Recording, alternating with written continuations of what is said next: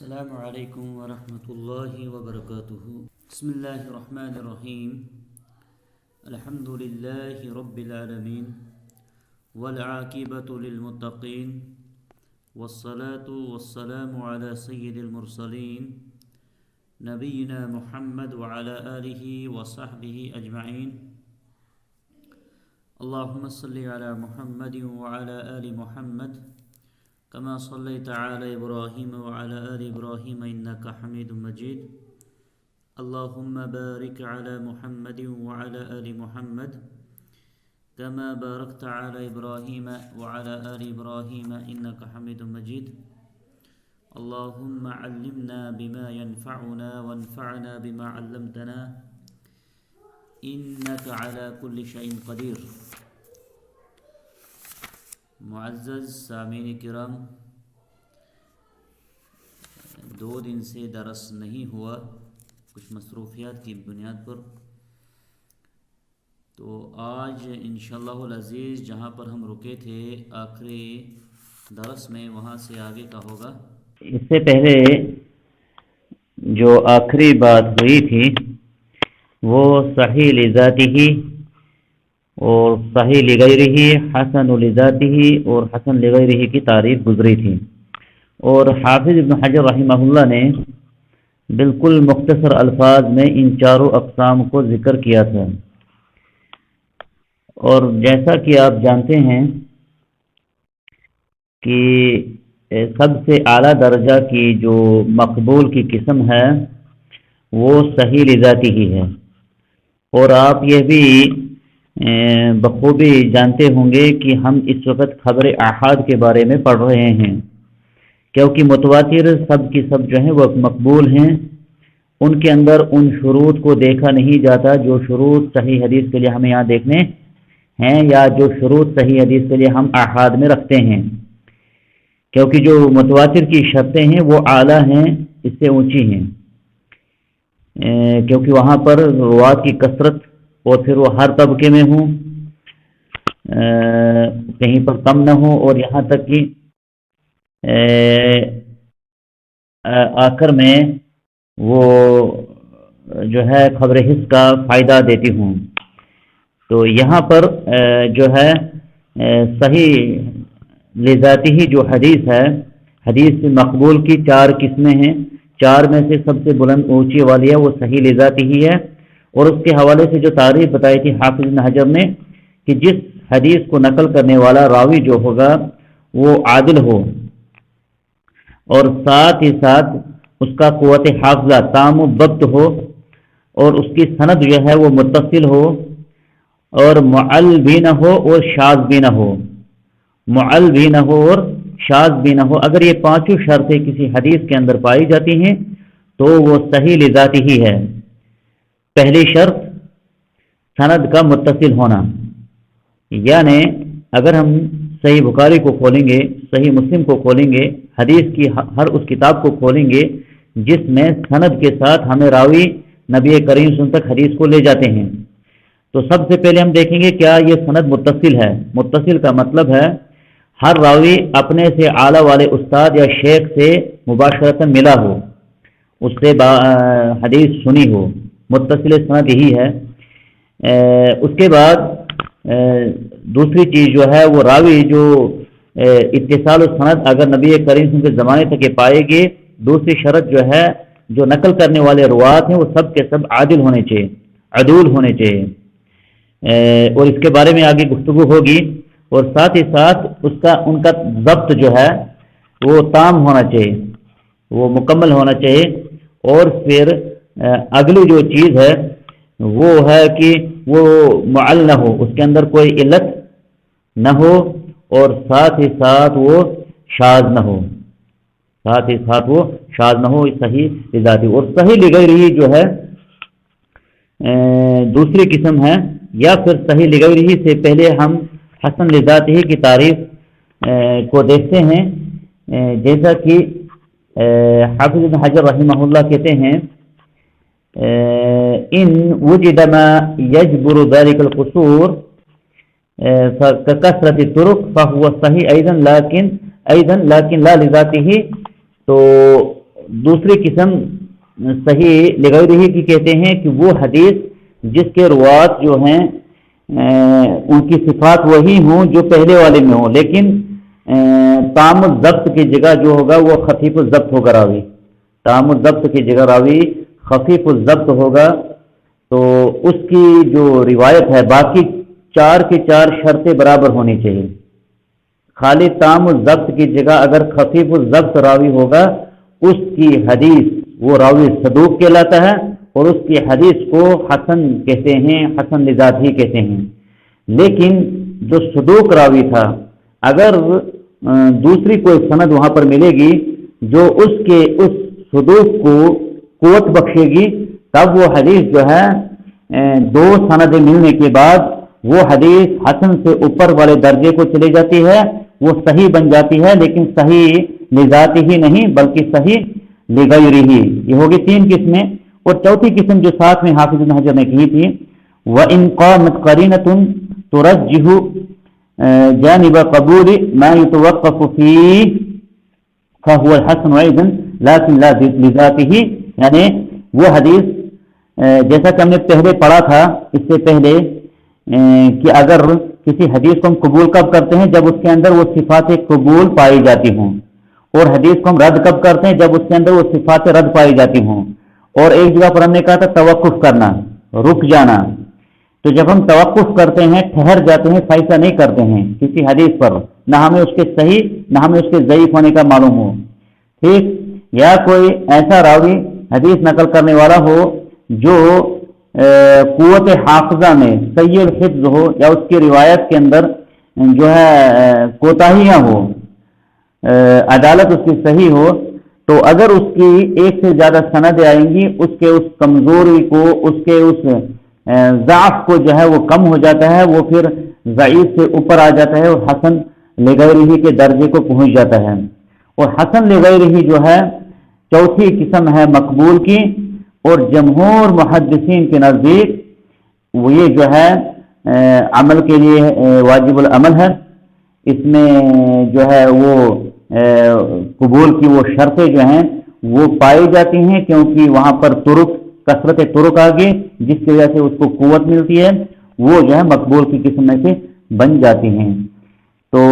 یہ ہوگی چار قسمیں مقبول کی، اور یہ چاروں کی چاروں ذہن میں بٹھا کر آگے ہمیں چلنا ہے انشاءاللہ العزیز۔ پھر کہتے ہیں وَقُدِّمَ الْكَلَامُ عَلَى الصَّحِيحِ لِذَاتِهِ لِعُلُوِّ رُتْبَتِهِ، سب سے پہلے صحیح لذاتہ کے بارے میں کلام اس لیے ہوا کیونکہ اس کا بلند مقام ہے مقبول کی تقاسیم میں، جو مقبول کی تقاسیم ہے اس میں سب سے بلند مقام جو ہے وہ صحیح لذاتہ کا ہے، اسی لیے اس کو سب سے مقدم کیا گیا۔ اس کے بعد کہتے ہیں مصنف رحمہ اللہ، اور اس سے پہلے جو کلام ہے محقق کا العدالہ، کہ اب اس کی شرح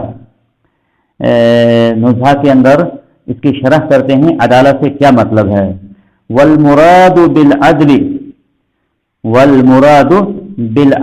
من له ملكة تحمله على ملازمة التقوى والمروءة۔ دیکھیں اب یہاں سے پتہ چلتا ہے ہمیں جو طالب حدیث ہوگا، طالب علم جو ہے حدیث کا طالب علم ہوگا، یا پھر شرعی طالب علم کے لیے بھی کچھ آداب ہوتے ہیں جو اکثر ہمیں اساتذہ کرام جو ہے درس سے پہلے کسی بھی کتاب کو پڑھنے سے پہلے سکھاتے ہیں، اور پھر علم کی برکت یقین جانیے ان آداب کے ساتھ ہی ہوتی ہے۔ آداب کے ساتھ اس علم کی برکت کو رب العالمین نے یعنی ایک قسم کا مشروط کر دیا ہے کہ اگر آپ کے پاس ادب طالب علم کے آداب ہوں گے، شرط ہے آپ کے لیے آپ کے علم میں برکت تبھی ہوگی جب آپ جو ہے جب میں اور آپ ان آداب کو مد نظر رکھتے ہوں، آداب طالب علم۔ اور جب ہم علم کی اس بے برکتی کو جہاں پر محسوس کرتے ہیں، یقین جانیے ایک بڑا سبب وہاں پر یہی ہوتا ہے کہ کتابیں تو بہت زیادہ مطالعے میں ہوتی ہیں، بہت ساری چیزیں ہوتی ہیں اس اپنے دل و دماغ کے اندر، لیکن وہ علم بے برکت والا بنتا ہے کیونکہ آداب سے انسان جو ہے عاری ہوتا ہے۔ حضرت علی رضی اللہ تعالی عنہ کے حوالے سے آتا ہے، وہ کہتے تھے الادب دین کلہ، ہمارا جو دین ہے یہ سب کا سب جو ہے ادب پر قائم ہے۔ ادب اس پر کتابیں لکھی گئی ہیں، ادب المفرد۔ آپ نے ان چیزوں کا پہلے بھی غور کیا ہوگا، کیونکہ ہمیں اسلام نے جو ہے بڑے آداب سکھائے ہیں، اور پھر میں سمجھتا ہوں کہ اس سے کیا بڑا اور عظیم رتبہ ہے جو طالب علمی کا سفر ہے، علم کا سفر ہے، خاص کر علم شرعی کا سفر، اس میں تو آداب کا اور زیادہ خیال رکھنا ہوگا۔ آپ دیکھیں، ہم دیکھیں گے جو محدثین حدیثیں ہم تک لائے، ان کی جو روات تھے، وہ جو حدیث نقل کرنے والے تھے، ان کی صفات کیا ہوا کرتی تھی۔ المراد بالعدل، جس کو صحیح حدیث کے لیے شرط قرار دیا گیا ہے کہ راوی جو ہے وہ عادل ہونا چاہیے۔ عدل سے مراد کیا ہے؟ عدل کس کو کہتے ہیں؟ من له ملکۃ تحملہ علی ملازمۃ التقوی والمروءہ، جس انسان کے اندر یہ ایسا ملکہ ہو، اس کے اندر ایسی کیفیت، ایسی صفت راسخ ہو جو اس کو تقوی اور مروءہ پر برقرار رکھے، جو اس کو تقوی اور مروءہ پر جو ہے برقرار رکھے۔ اور یہ ایک بڑی چیز ہے، یہ ایک بڑی چیز ہے، یہ ایک انسان کے اندر راسخ ہونی چاہیے، یہ صفت، ایک یہ کیفیت، یہ حالت ایک انسان کے اندر راسخ ہونی چاہیے، جو کیا کرے گی ایک انسان کو، جو ہمیشہ اس چیز پر ابھارے گی تقوی کے لیے، اور پھر ساتھ ہی ساتھ مروءہ۔ مروءہ کس کو کہتے ہیں اور تقوی کسے کہتے ہیں، اس چیز سے تو آپ تقریباً واقف ہوں گے، لیکن پھر بھی ہم اس کا ذکر کر دیں گے۔ تقوی کہتے ہیں کہ ایک انسان تو کبائر سے تو اجتناب کرے گا، اور صغائر پر بھی اصرار نہیں بلکہ ان سے بچے گا۔ صغائر پر اصرار تو دور کی بات، ان سے بھی بچے گا، یہ تقوی کہلاتا ہے۔ اور جو مروءہ ہے، یہ مروت بھی اس کو آپ کہہ سکتے ہیں، انسانی مروت اس کے اندر ہونی چاہیے، جو شرعی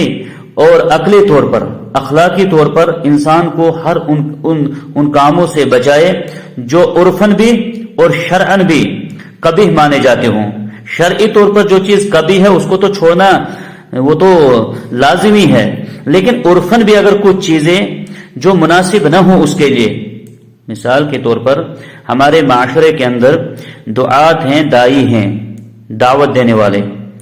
تو ہمارے معاشرے کے اندر ایک عرف بنا ہوا ہے کہ ان کا اٹھنا بیٹھنا، ان کا چلنا پھرنا وغیرہ، ان کا لباس، ان کا کلام، ان تمام چیزوں کو جو ہے مولوی صاحب جہاں ہمارے معاشرے میں کہتے ہیں، تو یہ چیز ایک انسان کو جو ہے کبھی یہ نہیں محسوس کرنا چاہیے یا پھر جواب دینا چاہیے معاشرے کو، نہیں جی ٹوپی لگانا فرض نہیں ہے، یہ کام کرنا یہ نہیں ہے، یہ حکم نے ڈھونڈنے، بلکہ معاشرے کے اندر یا عرف کے اندر جس چیز کو لوگ پسند نہ کرتے ہوں، ایک اچھے اور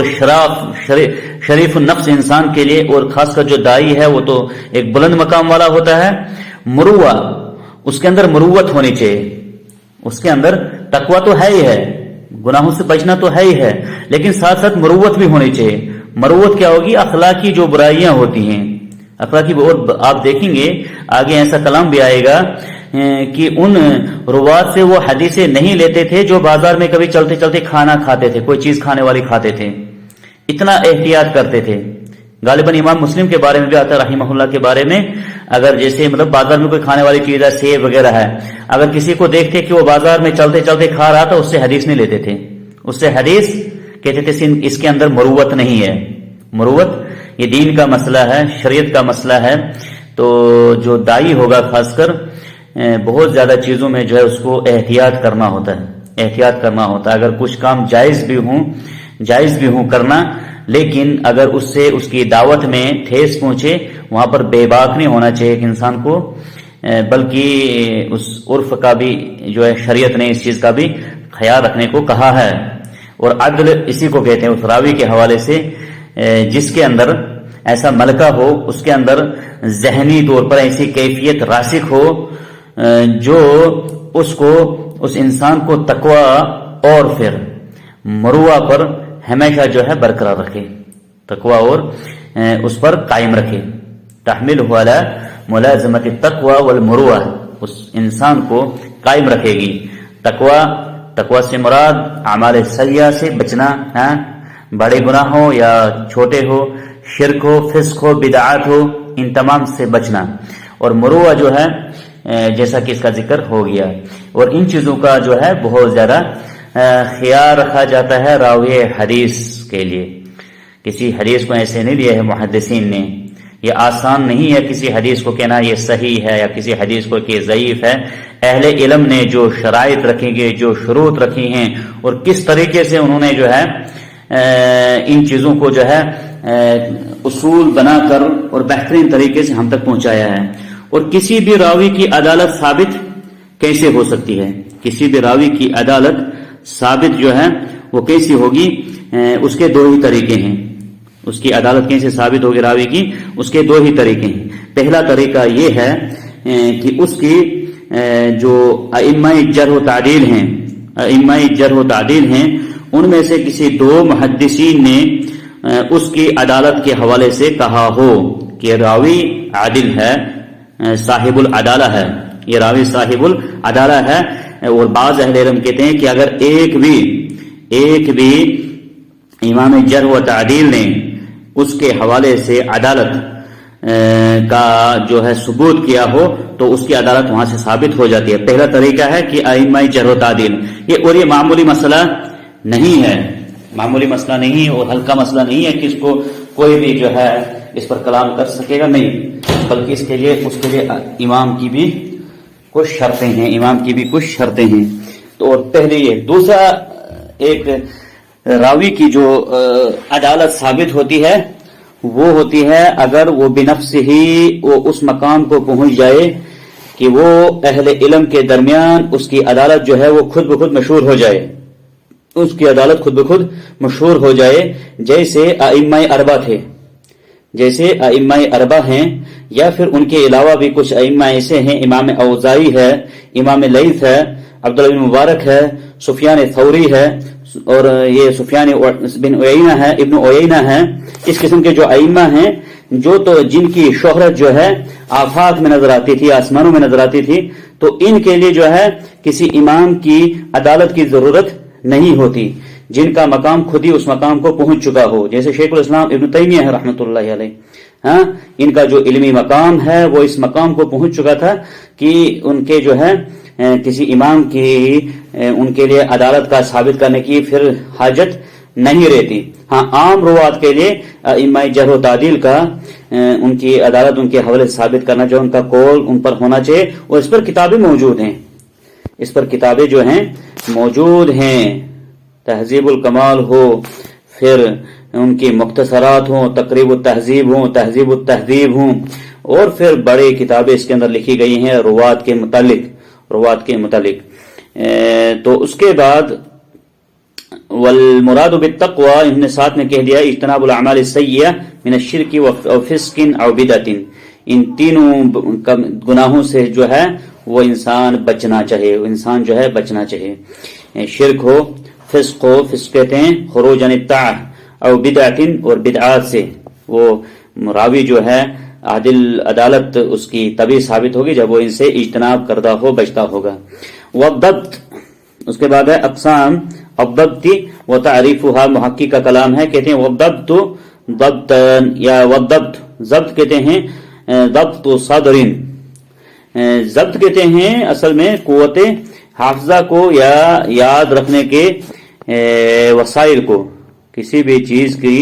چیز کو محفوظ کرنے کے جو وسائل ہیں وہ دو ہی ہیں، یا تو انسان جو ہے جیسا کہ مصنف کہتے ہیں رحمہ اللہ ضبط صدر، کہ ایک انسان سنے اور وہ اس کو یاد کر دے، اپنے سینے کے اندر محفوظ کر لے، جو علم سنے اس کو اپنے اس سینے کے اندر محفوظ کر لے۔ وَهُوَ أَن يُثْبِتَ مَا سَمِعَهُ بِحَيْثُ يَتَمَكَّنُ مِنْ اسْتِحْضَارِهِ مَتَى شَاءَ، ضبط صدر اس کو کہتے ہیں کہ وہ اس طریقے سے اس کے پاس یہ چیز ثابت ہو جائے، اس کے جب وہ سنے گا وہ اپنے پاس اس طریقے سے اس کو محفوظ کر لے کہ جب وہ اس کو چاہے کہیں پر پیش کر سکے، یعنی ایسی اس کے پاس قوت حافظہ ہو، اس نے اپنے استاد سے، اپنے شیخ سے، محدث سے کوئی حدیث سنی، اس کو اس طریقے سے اسی طریقے سے یاد رکھنا ہے جب اس کو وہ پیش کرنا چاہے گا، اس کو برابر یاد رہنا چاہیے، اس کے اندر کوئی رد و بدل، الفاظ میں تغیر وغیرہ اس قسم کی چیزیں نہیں ہونی چاہیے۔ اور دوسرا جو ضبط ہے، یاد کرنے کا جو طریقہ ہے، محفوظ کرنے کا جو طریقہ ہے، وہ یہ ہے وَهُوَ صِيَانَتُهُ لديه منذ سمع فيه وصححه إلى أن يؤدي منه وضبط كتاب وهو صيانته لديه منذ سمع فيه وصححه إلى أن يؤدي منه وقيد بالتام إشارة إلى رتبة العليا في ذلك۔ ضبط کتاب جو ہے، کتاب کے اندر احادیث کو، کتاب کے اندر اس علم کو محفوظ کرنا کتاب کے اندر، کیونکہ ہر ایک کا جو قوت حافظہ ہوتا ہے وہ برابر نہیں ہوتا ہے، بلکہ بہت سارے ایسے بھی روات ہمیں ملتے ہیں، بہت ایسے راوی ملتے ہیں جنہوں نے اپنی کتابوں کے اندر ان احادیثوں کو رکھا تھا، اور معمر بن راشد اس میں بڑے مشہور ہیں، جیسا کہ آپ جانتے ہوں گے، معمر بن راشد البصری، معمر بن راشد البصری انشاءاللہ العزیز، ان کا آگے ایک آئے گا واقعہ، اس کو بھی انشاءاللہ کبھی ہم ذکر کریں گے، عجیب و غریب واقعہ، اور یاد رکھیں گے انشاءاللہ، آپ یاد بھی دلائیں گے۔ وضبط کتاب وہ کیا ہے؟ وَهُوَ صِيَانَتُهُ، وہ یہ ہے کہ وہ اپنے پاس اس کو جو ہے حفاظت کے ساتھ رکھے، لدیہ منذ سمع، جب سے اس نے اس کو وہاں سنایا اپنے استاد سے، جب سے اس نے اس کتاب کے اندر اس کو نوٹ رکھا ہے، اس کی حفاظت کرنا، وَصَحَّحَهُ إِلَىٰ أَن يُؤَدِّيَ مِنْهُ، اور اس کی تصحیح بھی کرنی ہے۔ تصحیح کا مطلب ہے تصحیح کرائی گئی ہو اس استاد سے، جو حدیث سے لکھی ہیں اپنے اس استاد سے، پھر ان کی تصحیح بھی کرانا، کیونکہ کبھی کبھار لکھنے میں کوئی غلطی ہو سکتی ہے، اس کی تصحیح کرانے کے بعد اس کو اپنے پاس محفوظ رکھنا۔ غفلت کا شکار نہیں ہونا چاہیے راوی، غفلت کا شکار نہیں ہونا چاہیے راوی، اور جو ہے ساتھ ہی ساتھ جو چیز ہے، جب تک وہ اس کو دوسرے تک نہیں پہنچائے گا تب تک وہ اس کو اپنے پاس جو ہے اچھے طریقے کی حفاظت کرے گا۔ ایسا نہ ہو کہ وہ غفلت کا شکار ہو اور کوئی اور اس کتاب کے اندر کسی قسم کا نقص وغیرہ ڈال دے گا یا مٹا دے گا یا کوئی ایسی چیز کرے گا، اس میں بڑا احتیاط کرنا ہے، کیونکہ اس کا تعلق احادیث سے ہے۔ وَقُيِّدَ بِالتَّامِ، کہتے ہیں ضبط کو ہم نے کہا نا، جب صحیح کی تعریف بتائی، وہ تام الضبط ہو، اشارتن الی رتبۃ العلیٰ فی ذلک، اس میں اشارہ ہے اس کو جو ہے راوی کے حوالے سے یا اس حدیث کے حوالے سے اس کے بلند مقام کے لیے، کہ جب جتنا اس کا قوت حافظہ مکمل ہوگا۔ اور تام الضبط کا جو تعلق ہے وہ صدر سے ہے، سینے سے ہے، کتاب سے نہیں ہے، کیونکہ کتاب کے اندر ایسی کوئی چیز نہیں ہے۔ تام الضبط جو اس کا تعلق ہے وہ ہے جو سینے میں محفوظ رکھتا ہوگا، اور اسی راوی کو ثقہ کہیں گے۔ اور جو خفیف الضبط ہوگا، جس کا قوت حافظہ کمزور ہوگا، اس راوی کو جو ہے صدوق کہتے ہیں، اس راوی کو جو ہے صدوق کہتے ہیں۔ تو اب تک جو جس چیز کا انہوں نے بحث کی، جس چیز کو ہم نے سمجھنے کی کوشش کی، سب سے پہلے جو ہم نے کہا تھا کہ راوی کا عادل ہونا، عدالت کس کو کہتے ہیں، اور دوسری چیز ہم نے جو پڑھی ضبط، اور ضبط ہم نے کہا یہ دو طریقے کا ہے۔ ضبط کتاب ہے، کتاب کے اندر انسان اس کو محفوظ کرے گا، اور اس کو قوت حافظہ نہیں ہے، اسی لیے اگر ہم میں کوئی کمزوری ہوتی ہے، جب ہم تعلیم سیکھتے ہیں، اگر ہم میں ذہنی طور پر کمزوری ہوتی ہے، اور ہم میں سے ایک ساتھی ہوتا ہے بہت اچھا، وہ ذہین ہوتا ہے، وہ چیزوں کو یاد رکھتا ہے، تو جس کو ذہنی طور پر کمزوری ہے، رب کی ایک بڑی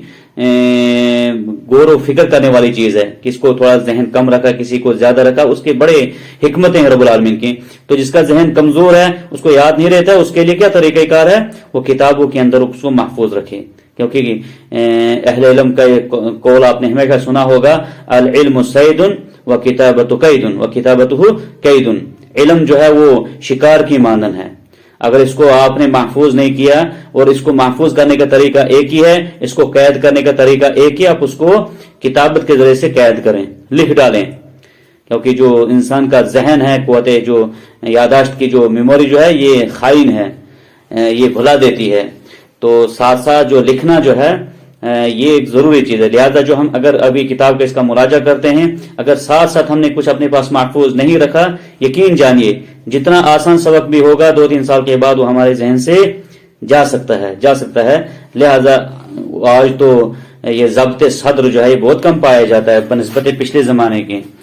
تو آج ہم زیادہ اس چیز کے محتاج ہیں. آج کا زمانہ تو اگر ہم کہیں گے تو ضبط کتاب کا یہ اکثر ہے، اگرچہ بعض ایسے ہمارے پاس اساتذہ کرام بھی موجود ہے الحمدللہ جن کا قوت حافظہ بہت بلند ہے، لیکن اب جتنا یہ زمانہ جاتا جائے گا اتنا ہی جو علم ہے کم ہوتا ہی جائے گا. تو ضبط کتاب سے بھی آپ انشاءاللہ العزیز سمجھ گئے کہ کیا مراد ہے ضبط صدر و ضبط کتاب. اس کے بعد کہتے ہیں مصنف رحمہ اللہ، اور انہوں نے محقق نے پہلے کلام لایا ہے تعریف الحدیث المتصل. کہتے ہیں متصل جو ہم نے کہا اس کے اندر صحیح کی شرطوں کے اندر متصل سے کیا مراد ہے، متصل سے کیا مراد ہے. والمتصل ما سلم اسناده من سقوط فيه. کہتے ہیں متصل سے مراد ہے کہ اس کی سند محفوظ رہے، صحیح سلامت ہو، اس کے اندر کسی بھی قسم کا انقطاع نہ ہو، سقوط نہ ہو، کوئی راوی گرا نہ ہو، اور یہ شروع سے لے کر آخر تک، شروع سے لے کر